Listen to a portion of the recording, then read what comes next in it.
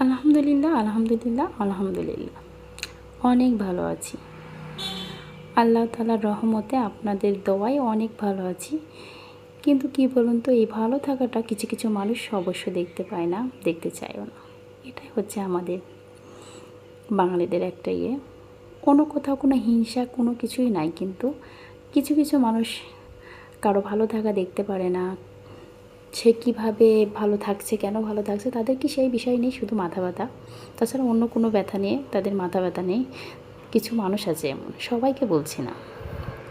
তো দোয়া করবেন যেন এভাবে ভালো থাকতে পারি সারা জীবন। এই যে উঠানটা ঝাড়ু দিচ্ছি, কথাটা বলার একটা কারণ অবশ্যই আছে। মানুষ নেগেটিভ কথা বলতেই থাকবে, সেটা কানে না নেওয়াটাই ভালো, আর সামনের দিকে এগিয়ে যাওয়াটাই ভালো।